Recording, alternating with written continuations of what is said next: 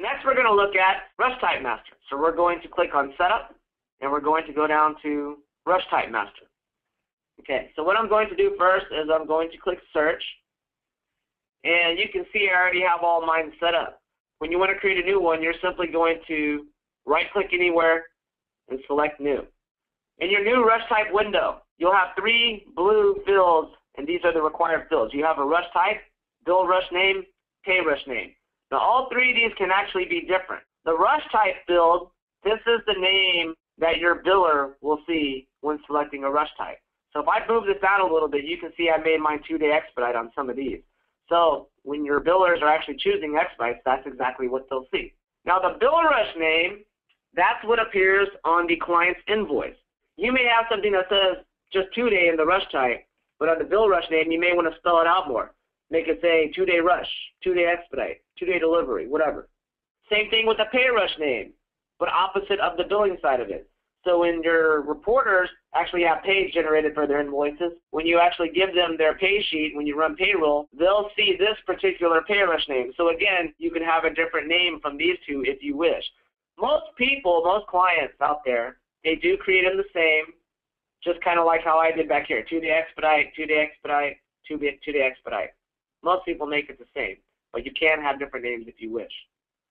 Bill rate type and the pay rate type, you will have the ability to either be flat rate based, that's the $sign, or percentage based, that's the percentage symbol. If you are flat rate based, your amounts, per each rush type are going to vary per your billing rate. So I would go ahead and leave all these 0 when creating them, because again, when you create your billing rates, you're going to have to go into each billing rate manually and set up the actual rush expedite amount. Now, if you are percentage based, like in my example back here, then it's okay to set up the amounts because usually it will follow the same scale. So in my example, mine goes from 100% all the way down to 10%. So mine goes same day all the way down to 9-day. So most agencies are set up the same way, and all their billing rates usually have the same rush percentages. So it's okay to set this up with the amounts in the Rush Type Master because, again, when you create your billing rates, each billing rate will automatically inherit your Rush Type Master and all of these rushes that you set up. So it'll automatically be set up for you. So all you do, give it a name, give it 3 names, choose the type, maybe put in amounts, and you can show the text and amounts on invoices if you want to. Then save and close. That is the Rush Type Master. Next, we're going to look at billing rate setup in RB8. What I'm going to do is I'm going to click on Setup and go down to Billing Rates. Now, the billing rates are going to be your individual 0-1 billing rates that you bill your clients out at. So I already have some set up as my example, so I'm going to click Search. So a couple things about the billing rates. You'll notice in my examples, I have something called billing rate groups. So in RB8, you have the ability to create different billing rate groups. You may have standard rates. You may have some insurance billing rates. And you may have negotiated rates. That's exactly what I have in my example. So I have some standard billing rates that I bill normal clients out at. I have GEICO rates, insurance rates, so I can specify those separately. And you're going to have multiple clients that have negotiated rates, so you can create billing rate groups by client name. To create your individual billing rate groups, the groupings for the billing rates, you're going to click on Tools, go down to Code Manager right here, and if you expand Accounting, you'll see in here billing rate groups. So it's real simple. By default, the only one that's created for you guys will be standard, okay, unless you're coming from RB7 and you'll see other ones. Now to create your own, all you do is right-click and select New. So it's real simple. All you do is give it a code name. That's the actual billing rate name. So again, use things like standard, insurance rates. If I have negotiated rates with my clients, the actual name of the code name that I give it is usually the name of the client. Spell it out. Make it nice and easy for yourself. Okay? You can create as many as you want in there. After you create your billing rate groups, now you're ready to basically create your billing rates. Okay, so in my example, under my standard billing rate group, I set up standard depot rates, in-state, out-of-state, medical technical rates, and hearings and arbitration. So I have another one I can set up. Let's say I have preferred clients, and that's a little bit lower than my standard depot rate. Let's go ahead and set that up.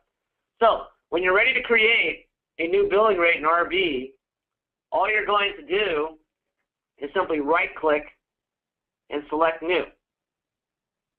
Now the first thing you'll do is you're going to select which billing rate group this particular billing rate will be tied to.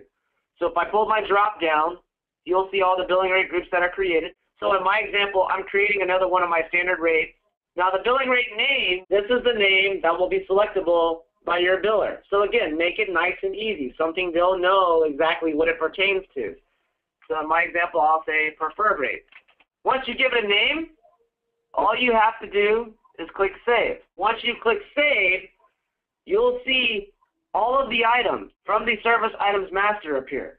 So again, remember, when we are creating those items in the Service Items Master, every single billing rate you create is going to automatically inherit everything from the Service Items Master.